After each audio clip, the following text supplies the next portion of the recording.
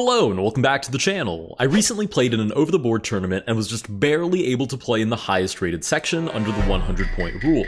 Today I'll be going through the games I played against much stronger players and giving some insight on what I learned from these games. Let's get started with game number 1. Alright, game number 1, since I did get a full point bye, I was paired up against a 2300 rated opponent, who starts off with pawn to d4. Now I'm happy with this. I'm going to kind of speed through the opening because it's not so significant, and you can see that it's really just not a very confrontational line. We're both getting our opening in. I am immediately setting up a very familiar structure, except with the black pieces this time. And I get as far as bishop to d6 before I'm met with queen to b3. Now, of course, I wasn't super happy with this because I do prefer to play with the queens on the board. That means I can play something like knight to e4, h5, h4, and with the queen on the board, the kingside attack would be justified. But as Engine suggests, here I really should just trade off the queens.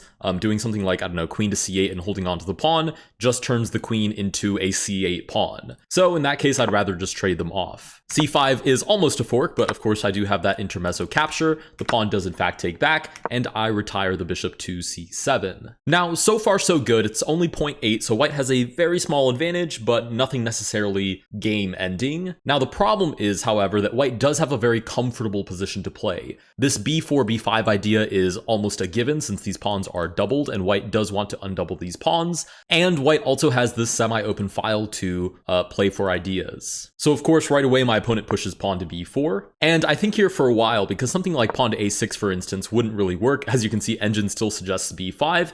Since this pawn doesn't actually do anything, it would be pinned to this rook. But I really don't want to allow my opponent to play pawn to b5. Now here, Engine, you can see, loosely suggests pawn to b5. I do believe it is the top Engine move, although it kind of flips back and forth between knight d7 or b5, because you really don't want your opponent to get this pawn push. Now, I personally didn't really like b5, because en passant, as you can see, is the top Engine move there, and after bishop takes back, I do have this backward c-pawn. A backwards pawn being a pawn that has no defenders and cannot advance. So this is a really easy weakness, and considering that this is a open file down the c file, white does have a couple of moves before they can actually act on it, but eventually this would be a pretty weak pawn. So I didn't really like pawn to b5 for that reason. Instead, I went with knight to e4. Since this b5 push is supported by a knight, if I target the knight, then this push is no longer possible. As you can see, Engine here completely reroutes to a different idea. If we do get pawn to b5, I simply take, and I grab my free pawn. So going back to the actual game, of course, my opponent is very strong and immediately finds that knight to h4 idea, targeting the bishop, putting some pressure onto e4. This does force me to trade off, so I take here on c3. And after knight takes f5, what I should have done here was retreated my knight. So let's take a quick look at this position. There are two very obvious options. I'm attacking his knight, he's attacking mine. I can either defend my knight and allow him to take this pawn for free.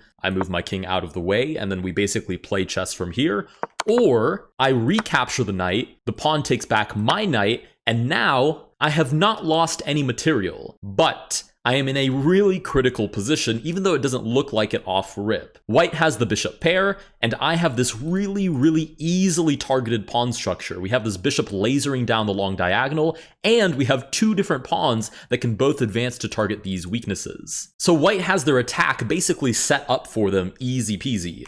So in this position, I did have this choice, and I did kind of consider both of them. And ultimately, I decided that I'd rather save the material, so I did, in fact, take back this knight, which, as you can see, was a mistake. What I should have done was simply retreated the knight, allow the knight to capture. I move my king out of the way, of course not king to f8 because of bishop h6, with funny knight to e6 ideas. Should have moved my king out of the way. White has to, get their knight out of there, and I am down a pawn, but this is a very playable position. You can see Engine gives it as exactly down a pawn, +1 for white. But here there is still a lot of chess to be played. The queenside threat has been completely neutralized. This knight literally cannot be removed from here basically ever. I'm moving my knight out of the way, bringing my rooks over, and there's a lot of quote-unquote chess to be played, like I've said. Unfortunately, in the actual game, I decided that I really like my material, and I decided to take back, which of course was a huge mistake because of all of these arrows that just lit up the board, as you can see, with all of white's different threats. Now, to be totally honest, the rest of this game is more so execution, so you can see I continue to develop my pieces because I have to eventually, and white will continue to push down the queen side. Now here, instead of actually capturing and then looking for something like rook to a6, which is easily defended by the king, white decides to push. which is an absolute death sentence for my bishop because somebody has to come and defend a7. You can see this semi-open file from the beginning of the game is now coming back in and frankly biting me in the butt. So I do have to defend this pawn on a7. This is the top engine move, but the problem is I've now entombed my rook, I've entombed my bishop who literally has no other squares to move to, and I might as well be down 2 pieces in this position. So again, the rest of this game was mostly execution. He finds different weaknesses to target. I thought here that I had counterplay with rook to e8 and he was losing a pawn, but after defending f3 and me sliding my king out of the way to reinvigorate the pawn's attack since it's no longer pinned, he finds this very nice castling idea, where if I take the pawn, which I did because frankly it's my best try, pawn takes back, I take, rook takes f7, and these 2 bishops, I guess working in cahoots with this pawn, are absolute menaces to my position, and my king is basically toast here, right? Like, God forbid I try something like rook to e7 to get this rook off the 7th, there's just bishop to g5. I mean, there's all sorts of like really nasty ideas that I don't want to get involved with here. So I decide to just come down with the rook and give a check, give up the rook for the bishop, but as you can see, it's already +6 for white. This attack was pretty brutal, and the kingside follow-through was even more horrendous. The biggest issue in this position being that the consequence of the queenside attack ended up with me having to entomb 2 of my pieces. So basically, I'm playing 1 knight, 1 king versus the rest of his army, and this is just toast. Finally, by the time I get the chance to take this pawn on b6 and maybe get some sort of idea going, he doesn't even take back. He completely ignores it with rook to e1, and rook to d7 is completely unstoppable. I could have made this game last 1 more move with a check, but this was resignable anyways. So I did resign the game here, and that did conclude round number 1. The lesson from this game being effectively that I should try to be more willing to give up, especially such a small amount of material as a singular pawn, in order not to sacrifice the positional integrity of the rest of the game. Let's go to move on to game number 2. All right, we do go into game number 2 where I am paired against a 2132 rated opponent. I do get the white pieces this time, and after my loss against the 2300 rated opponent, I'm probably down maybe 2 or 3 points of rating. But I'm feeling pretty good about this because I do have the white pieces, so I play my usual London. This develops pretty normally. I think he's just learned to basically have the setup every single time and play from there. So to be frank, in spirit, this opening really isn't that different from the London in the sense that you can kind of just dish it out and then keep it pushing. Now, in the London, normally you play bishop to d3, but since we're looking down at g6 and h7, there's not really a whole lot of point, unless this pawn is on d5. If this pawn were on d5, then I can guarantee that knight to e5 is possible since I'm not getting booted out. So then bishop d3 makes sense because knight to e5 leads into queen to f3, h4, h5, queen g3, and a crazy kingside attack where this bishop might even get sacrificed at some point. But because he's played this, I have very high suspicions that he intends to play d6, which is very thematic, with c5 or e5 ideas, but ultimately d6 covers e5, which makes starting this kingside attack way more difficult. So instead of planting my bishop on d3 and just staring at this pawn structure, bishop e2. Pawn to d6 does in fact roll down the board, and I castle. So this is no longer my usual attacking, fiery London that I like to play, but it is still a very reasonable position for both sides. We do get c5, I play c3 and simply reinforce. I could have played c4, but to be honest, I didn't really feel like leading into any complications, so I simply defended my pawn. And I've just realized I'm not in the analysis board. Let me enter that quickly. Okay, there we go. Back into the analysis board, we get queen to b6, and taking inspiration from my previous opponent, I play queen to b3, which is given as an inaccuracy. Here, Engine wants me to just give up the pawn, kind of similar to the last game, I suppose, because after knight to d2, queen takes. This queen is in a little bit of trouble with some freaky ideas like knight takes d6 with the discovered attack, winning back the pawn.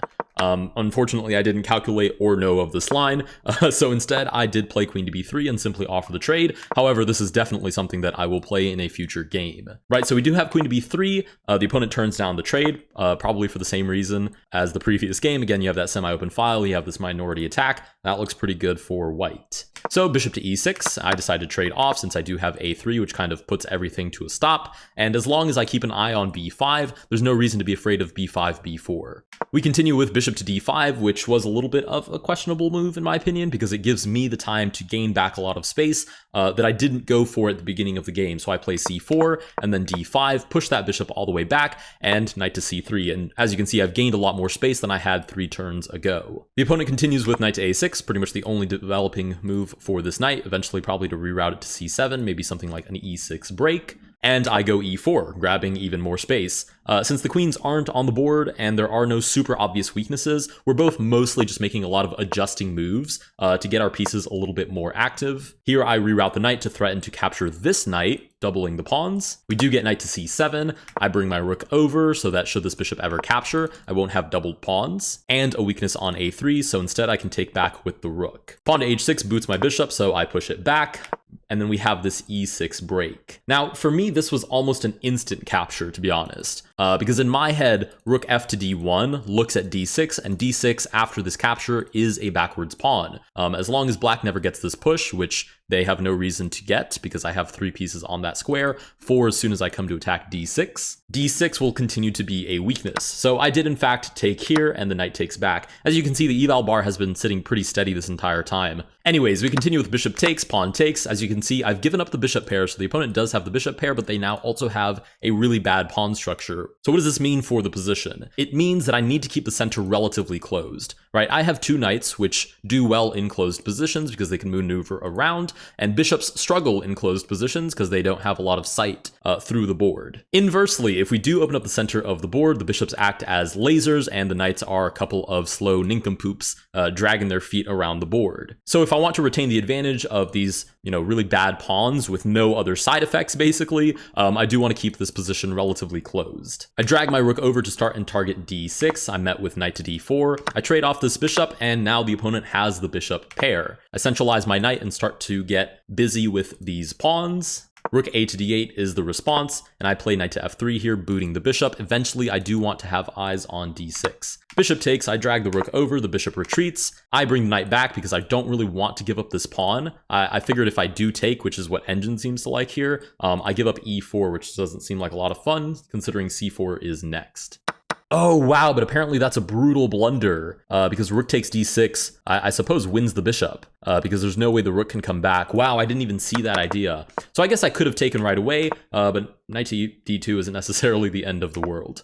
Bishop c6, I do finally take. Rook comes down to, I suppose, add a little support to b7. I do play f3, which is given as dubious. I suppose it wanted, the king a little bit more active, but I thought this was okay because that means the knight no longer has to keep eyes on the pawn. So I make my pawn structure a little more concrete, and this guy is now free to do whatever he pleases. Unfortunately, what he's going to have to please is come back and defend this pawn.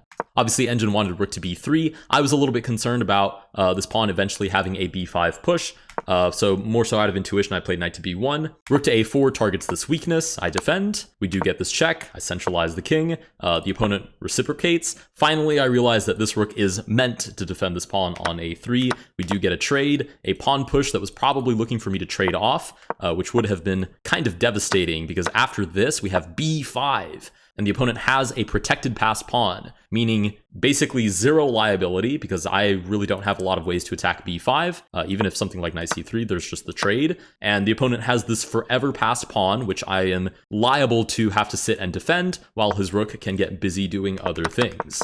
So, no intention of playing rook to b4, we slide past to b5. He comes and protects his pawn. I come up with my king. b6 is played, which I thought was a little bit dubious. I wasn't really sure about the idea, but this was one of the games that I did not go over with my opponent after, so I did not get their insight on it. Come in with knight to d2, putting pressure on this pawn. They take, I take back. We've basically now traded pawns on the queen side. I come back with the rook. I'm not, of course, allowing him to get back here. If I should allow that, this is basically game over since the bishop stops my king from coming back and defending. So I am forced to keep this rook, having eyes on whatever this rook tries to do. The other rook slides over, I come back to offer a rook trade, and I imagine that if the opponent trades off rooks, my king is closer to the queen side than the opponent's king. All of my pawns are on light squares, so this bishop is literally no threat. I'm totally safe, and eventually maybe I have some way of, capturing some pawns, pushing the d pawn, and promoting. So I want to trade rooks, the opponent does not, and in this position they do offer me a draw, and I do accept, because I unfortunately have no choice but to sort of kind of come back and forth. As you can see, that's what Engine wants as well. He doesn't want to trade, I do want to trade, so we're just going to sit here and bother each other for a couple of moves. So I do accept the draw offer. That's round number 2. I was pretty happy with this. I do think this is a good example of where I need to start learning real opening lines and not just kind of playing on intuition, which is what I've done for most of my life, including Blitz, Bullet, Rapid games, especially online. So I really do have to learn some opening lines so I can take advantage of imprecise moves by the opponent in the opening. Other than that, I'm pretty happy with this. Let's move on to round number 3. All right, I just realized I said round number 3. I meant game number 3. Round number 4, since I did get that first round bye. Anyways, I'm back to the black pieces. I met with pawn to d4. This opponent is rated 2070, so I still see some rating potential even in a draw. I will say that was a huge relief this entire tournament, since I was just playing for, I wasn't playing for a draw, but I wasn't afraid of a draw, right? If I were playing a 1500 rated opponent, I have to play for a win, right? If there's a line that is like safe and drawish or complicated, I basically have to go for the complicated line to try and win. Otherwise, a 1500 could scratch a lot of points off of my rating. So inversely, as a 1900 rated player who did not play anybody rated under 2000 in this entire tournament, I might be on the back foot in terms of strength, but I have no pressure to actually win any of these games. So I really was pretty easy for me to take this whole thing in as a learning experience. And funny enough, I won't spoil anything, but I did end up gaining rating, which was pretty fun. Anyways, d4, d5, knight c3, and we do get this bishop to g5 line. Now, this I did look at this game after with my opponent. This is all prep for them. Obviously, we're on move 3, but I was kind of already making things up. Apparently, this is a book move, but I'm not going to sit here and pretend like I prepared any of this. We do have this trade, and why is the eval bar not on? There it is, wakey wakey, eggs and bakey. I guess it decided to take a vacation day, but it is back. As you can see, it's +4 for white. They do get amazing central control, and this bishop is a little bit dubious about where exactly it's going to get out. We do get knight to f3. I just decide to push it to g7. I figure something like h5 is probably just met with knight to h4, or just continued development, but I didn't really see a huge difference between that and just bishop g7, with maybe like an idea of f5 to free it later. Game continues with bishop c4. I play knight c6. d5 takes advantage of the fact that the knight kind of walked into that, so I centralize the knight, and we do get this trade. This isn't ideal because, as you can see, the center is at least temporarily closed, which means my bishops aren't nearly as effective as they could be, but I'm still hopeful for ideas of like pawn to f5, breaking open the center, and freeing my lasers. Here I am met with queen to f3. There is 0% chance that I am castling kingside here, because then I'm just walking into this horde of pawns, kingside, or rather queenside castles, the rook slides over, and I'm toast. So of course I play queen to d6, looking to castle queenside, possibly the first time in my life that I've ever tried to mimic an opponent's castling side. We do get long castles. I play a6 because there's this knight b5 idea, which is not super exciting, right? If I castle, there's knight to b5, hits the queen, hits a7, e5 doesn't look great, so a6. We do get this majority attack on the queen side, 2 pawns versus 1, looking to open up the bishops, which will be a little bit awkwardly placed, especially if they're getting stared at by rooks. So I do play h5, hoping to get this bishop out of here. White here continues with king to b1, I guess avoiding the tempo of the bishop, but I guess we would have transposed into this position anyways. I played bishop to h6. Now, why did I play this instead of just castling right away, which is what the engine kind of wants in this position? Well, I was a little bit concerned about the idea of g4, and let's say king to b8, I guess is a good waiting move, and then g5. Now here, the engine says that this is totally fine for black. In fact, it's almost perfectly even because I suppose there are f6 ideas, but I saw this as really, really uncomfortable and cramped. This bishop has no life. This bishop has no life. And basically here, I'm just fighting to slowly inch my way out of the position while the opponent gets even more comfortable.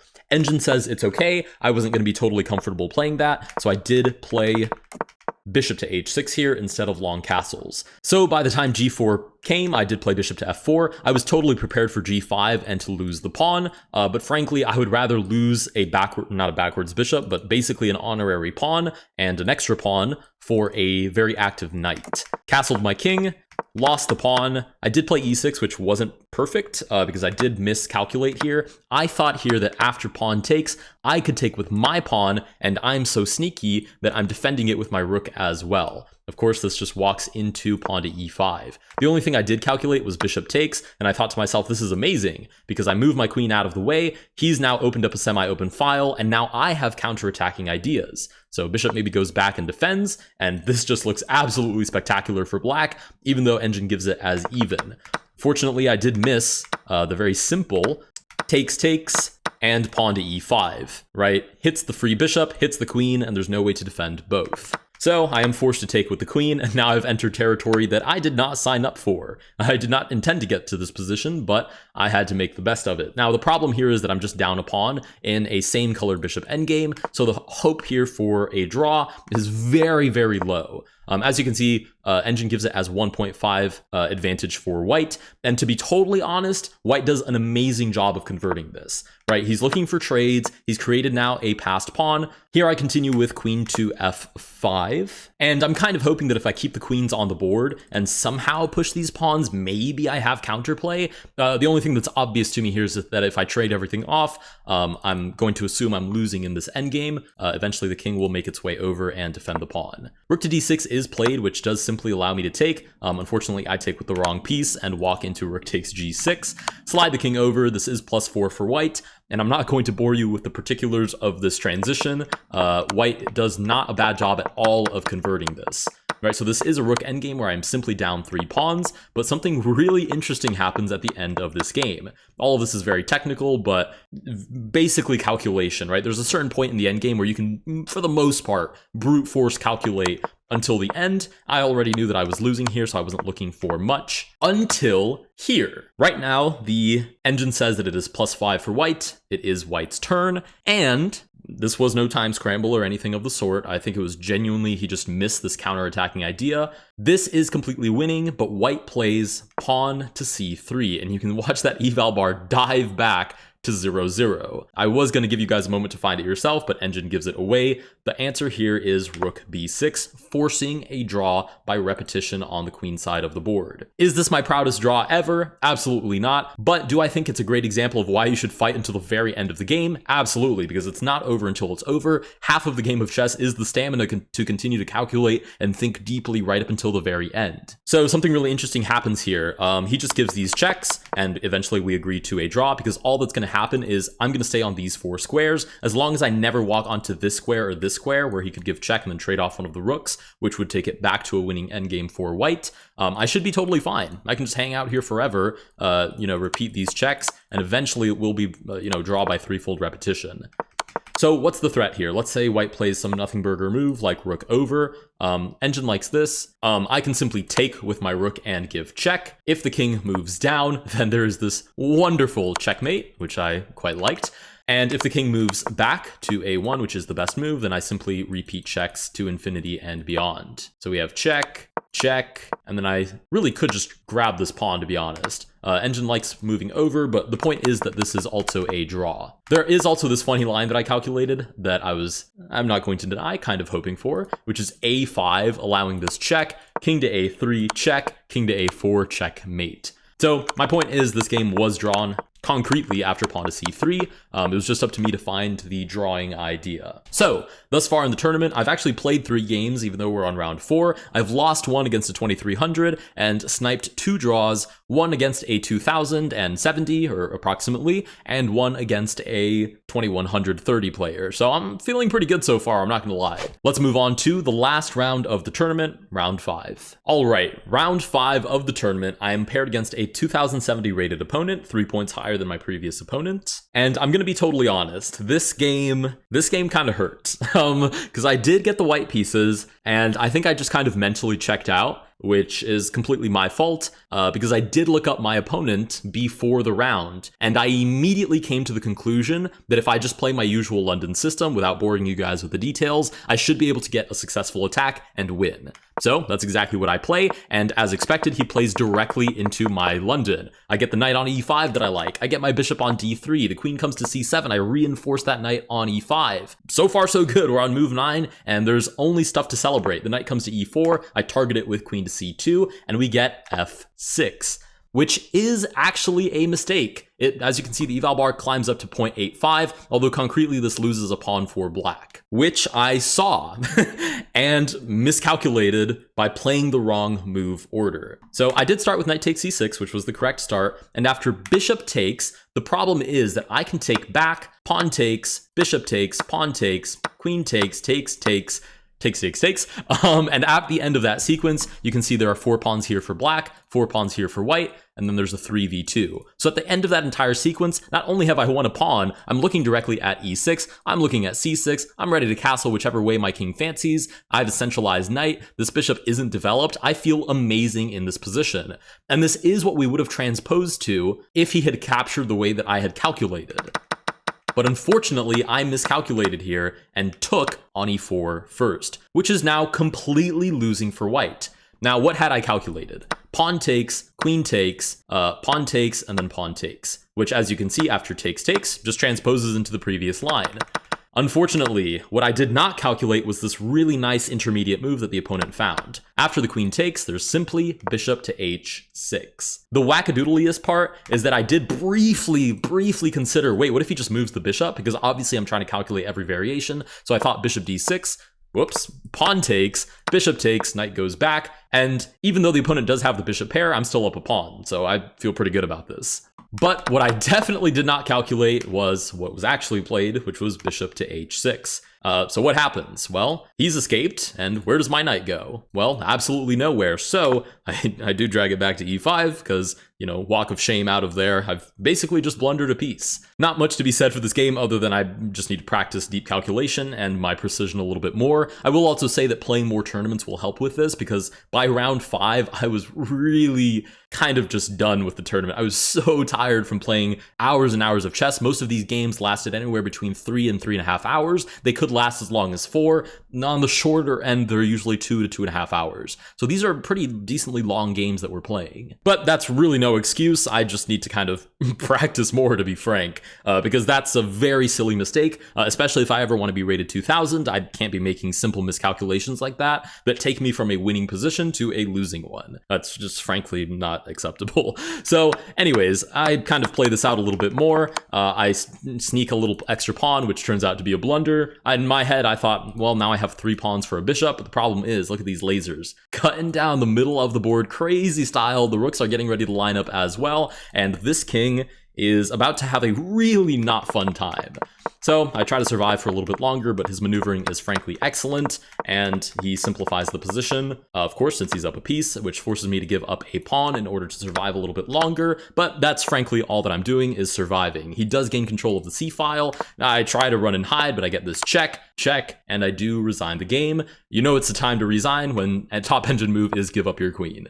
If top engine move is ever give up your queen, go ahead and just hand in the towel. Anyways, that does conclude my tournament. Now, luckily, I guess it's just the expected result. Since I was playing up for all of these games, meaning that I was playing against much stronger players than myself, all of them rated well over 2000, the exact lineup being a 2300, a 2130, and then 2 2070s. Even though I lost 2 of my games, one against the 2300 and one against the 2000, and then drew 2 of them, one against another 2000 and one against the 2100, I actually gained 5 points of rating.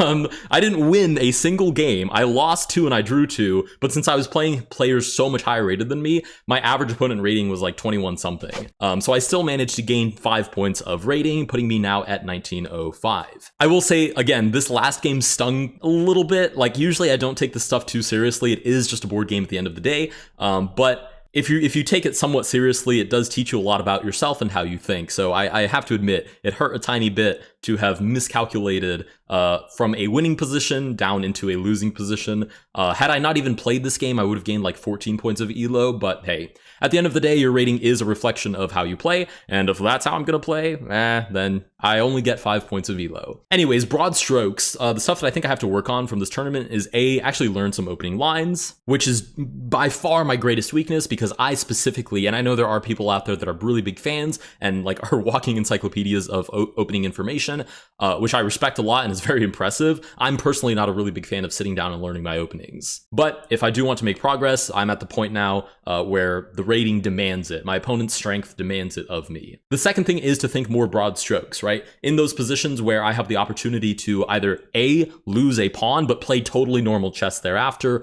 or B, not lose any material but enter a super compromised position, I really should just start just giving up that pawn. Especially with the black pieces, there are a lot of lines where you're actually expected to give up some amount of material because you're playing with the black pieces. You kind of start off on the back foot, but it's much better to give up a singular material pawn than to compromise the entire position, right? The integrity of your entire position for the rest of the game. Third and final lesson is basically calculate, right? If there's a position that demands calculation, then you must put in the time investment to double, triple, quadruple check in those critical moments. Anyways, I hope that was somewhat helpful to you guys. I hope you found that interesting or hopefully educational. If you guys did enjoy this video, please consider liking and subscribing. Thank you guys so much for watching, and I'll see you guys in the next one.